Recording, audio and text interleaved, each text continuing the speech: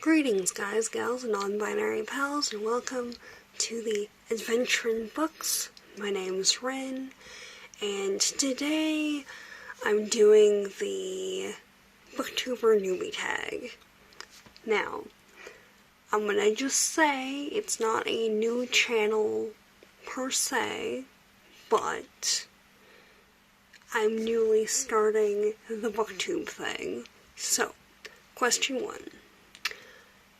Why did you start this channel? Now, as said, I didn't exactly start the channel to do BookTube. However, I will say, when I started the channel back in whatever year it was, because it's been a while, I was wanting to do book reviews and stuff, but at the time at least, everything that I found was very much centered on only looking at and talking about things that had just been released. So there seemed to be a whole thing, at least from what I found, of people getting a book and then reading it the day that it came out, the night that it came out, or whatever, and racing to make a video about it. And that wasn't what I wanted to do. I wanted to have a bit more fun with it, and ended up not doing book things. If you look at the backlog, most of my videos have been art, science adjacent, or really random stuff. Both on this channel and my ethnobotany channel, with like links and stuff up there, have a very eclectic backlog of content. I'll say that. But basically, I've been off and on the platform and just never really found something that I could stick with for a content theme, if you will. However, reading and book analysis has always been really fun for me. So, on top of which I end up ranting about books and plot lines and, like, things of that nature anyway, and, well, my family attempts to care because I'm so into it most of the time. They really don't, so I'd rather post it here so that someone who's actually into the convo might be able to participate in it. There you go. So yeah, I'm definitely going to continue posting art and science content, but I'm looking forward to being part of BookTube. Okay, so question 2. What are some fun and unique things you can bring to BookTube? So, I'm an ethnobotanist, and I read a lot of ecology, climate-related, plant-type books. Most of those are non-fiction. I have yet to find a lot of fiction works that would fit into that, but in process on that one. Yeah, I have some interesting ideas percolating in my brain on how to integrate art and science into my more bookish content. Also, the cats. The cats are gonna be showing up more, so yeah. Because also, I'm very queer, and enjoy reading books that delve into that as a part of the plot, as character development, as the author's backstory, various things of that nature. This doubles as both plants and rainbows, so, there we go. There's a reason why there's so many non-binary authors and books in the LGBT readathon. It's like, I want to find them so that I can read them, and also there's this so that I can share them with everyone else. Haven't read them mostly at this point, but process of things, Okay, so question 3. What are you most excited about for this new channel? Well, for this reboot of the channel, we'll say, so, as previously stated, it's not exactly a new channel, but I'm looking forward to actually interacting with the community. For a long while, I didn't really comment much, and only posted very sporadically, so I'm looking forward to actually participating in the BookTube community and being part of the conversations happening. Also, I know part of the issue before was shyness and feeling like no one would care or want to hear what I had to say, which still hits sometimes. I'm just more conscious of it now, and I've been streaming on Twitch at twitch.tv/adventurin for almost a year now, a couple times a week, and that's really helped, so there's that. It still happens, but it's just a lot less frequent. So, question 4. Why do you love reading? Well, it depends on what I'm reading. So for sci-fi and fantasy, it's exploring a new world. It's seeing how that culture impacts the characters and the character development and the interpersonal communication happening in that culture, in that society, in that combination of cultural exchange and any societal pressures that are occurring at that point. It's rather the same reason that I enjoy watching Star Trek whenever possible, because that's a favorite. Haven't really had a chance to, binge watch it for a while, but it's definitely there, very much. So, yeah, the adventure, the intrigue, the series of events that lead up to whatever is gonna happen. Plus the literary construction of culture makes my anthropologist heart happy. And when elements of extant cultures or existing cultures are introduced in a respectful, non-appropriating, shall we say, way, it's great.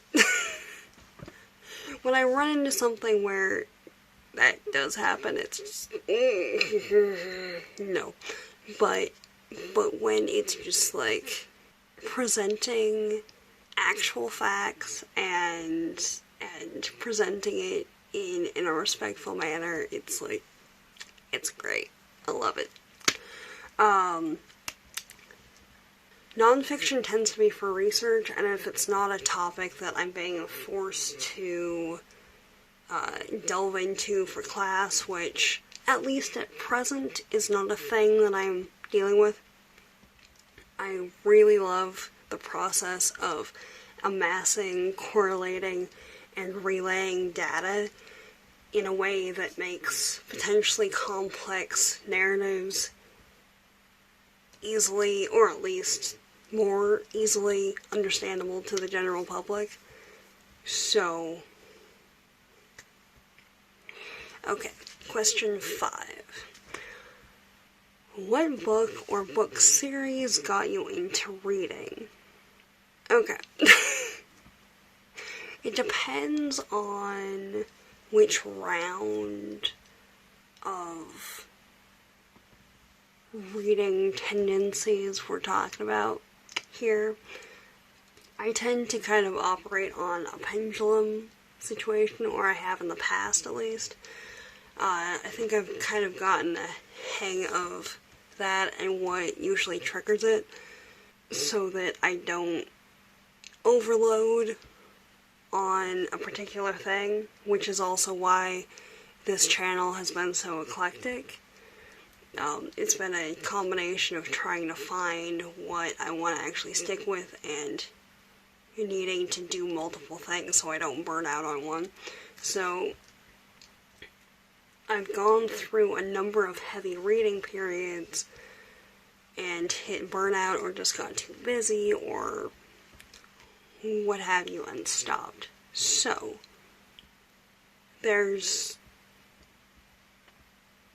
more or less 3 parts to this, right? So in elementary school, it was Shel Silverstein's Where the Sidewalk Ends, because I was around in the early 90s when it came out, and yeah, I think I was 5 or 6 when I got the first one from a family member for a birthday, I want to say. So there's that. I don't really read them anymore, but they do still have, I mean, I don't read them anymore, period. But they do still have a special place for the nostalgia factor. In high school, it was Alice Borchart's. I have notes over here just because if you watch any number of my videos, most of them are scripted, just because otherwise the speech impediments come out to play, and I'd rather not have to A, deal with that, and B, have to try and edit things more than I already do. So we'll go with that. But in high school, it was Alice Borchart's Legends of the Wolves trilogy, and if you're into historical fantasy fiction with magic and were-creatures set in Rome, if I remember right, then I believe you might be into it. I don't know.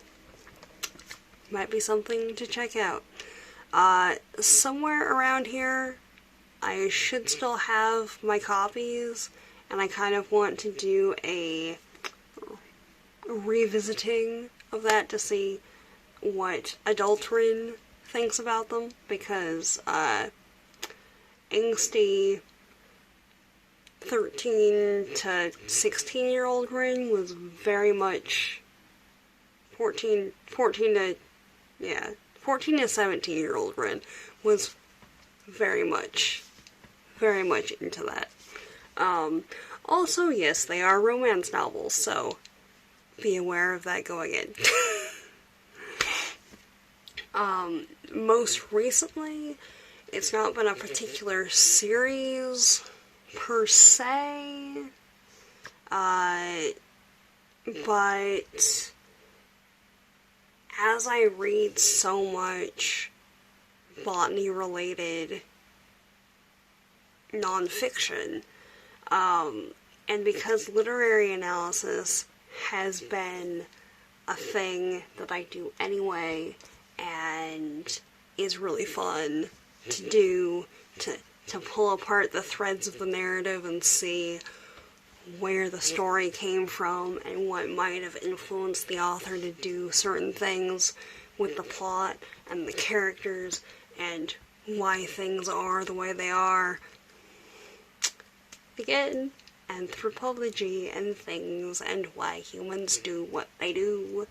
I wanted to see how many botanical references I could find in the stories that I read.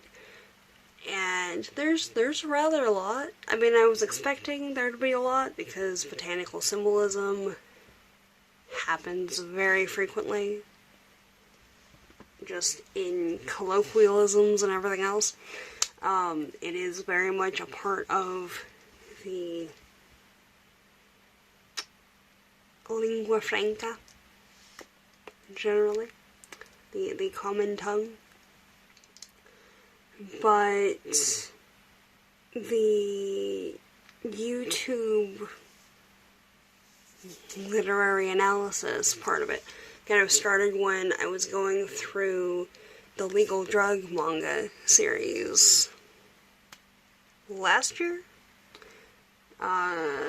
which I apparently can't get to the first one right now, but I've got the second one that I was working on, and I do believe that I filmed something, at least, for this one a while back. I found it on the hard drive, and it needs to get edited, so I don't know what that means for the thing.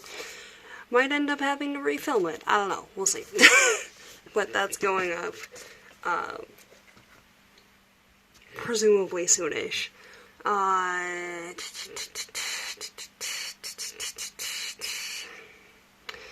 Also, there's a link to the part 1 analysis that I did up there, too. Alright, so, question 6. What questions would you ask your favorite booktuber? Now, I don't really have one favorite booktuber as such. That being said, I've been watching a lot of content from Cindy, of Read with Cindy, or With Cindy, Mara from Books Like Whoa, Bethany from Beautifully Bookish Bethany, Ashley of Bookish Realm, Jess of Jess Owens, and the community, or book community videos, and Gavin of How to Train Your Gavin. As a blanket question, not even just to them, but like just anybody, really. How do you keep up with videos and content making? I feel accomplished when I have like an extra video waiting in the wings, so that I don't have to stress about editing and posting and stuff as much. But I'd like to be able to have a few stockpiled just in case, you know. Also, if you don't have a TBR game of some kind, which I know Gavin does, I've watched those videos a couple times, how do you decide on what to read at any given point? Because too many options. Just like with food stuff, if I'm given too many options,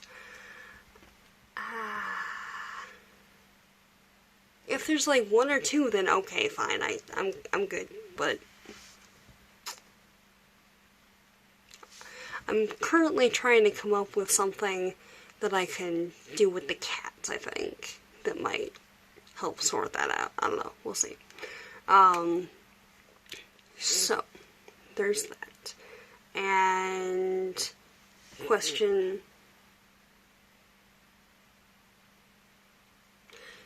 7.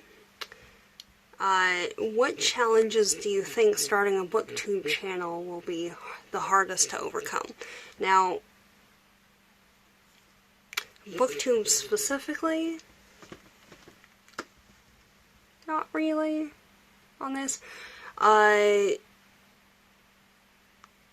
Having the time to read and analyze the books, to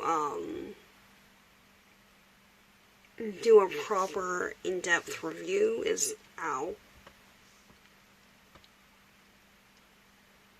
you know those times that you realize that your nails are getting a bit longer than you thought they were, and you stab yourself? That just happened. And then edit the analysis and get it up and running and stuff is definitely a thing. And building up a stock of videos in case I hit a low mental health period where I can't film or can't edit for whatever reason. Also, presenting my nonfiction recommendations in an engaging way so that people are actually interested in reading them. You have to be careful about the nonfiction sometimes, and I'll do a full review on both of these once I get a handle on some other stuff.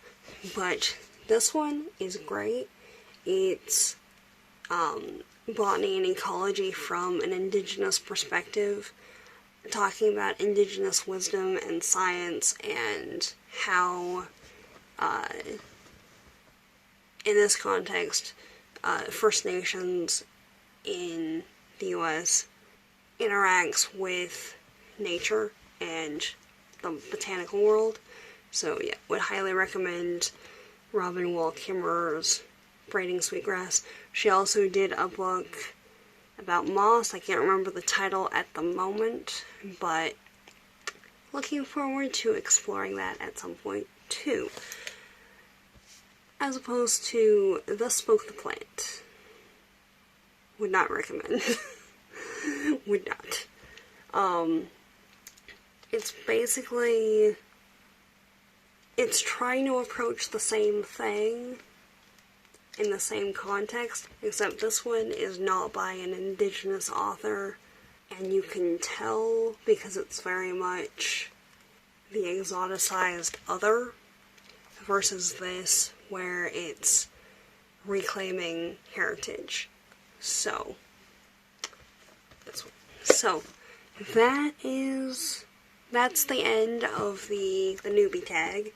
By the time that this goes up, there should be a video for the LGBTQ plus readathon that I'm hosting for June.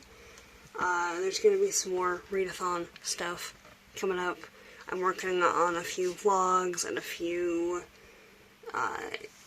book hauls and stuff. Interestingly, Etsy has a lot of old books. I don't know. Interesting. And Instagram too. I've gotten some off of there. But anyway, there is that. All of my social media links and everything are down in the description below, and whatnot. So yeah, hope you're having a great day, night, whatever time it is for you. It is currently just about 2:30 in the morning at the time of filming. So yeah. What is sleep? I don't know. Anyway, there is that. Have a good one. There's a video about how I did the sky. Yeah, there we go. Depth perception, what is it? There's a video on how I did the sky that will also be linked in the card and the description if you would like to check it out. And with that, this is Rin signing off. If you'd like to see more from the channel, hit the subscribe button down below and the bell icon next to it so you're notified when I upload. I'm trying to do at least one video a week. If you are not familiar, I have a podcast discussing the darker side of botany. So, in that we've got poisons, alcohol, hallucinogens, fun things like that. The podcast is on all podcast platforms that are accessible, as far as I know, under Botany After Dark, or if you want the visuals to go along with it, it also lives on the YouTube channel. So, there's that. And the blog is everywhere. It's fine. So yeah, without further ado, this is Rin, signing off. Have a great rest of your whatever time it is for you. See you later. Bye now.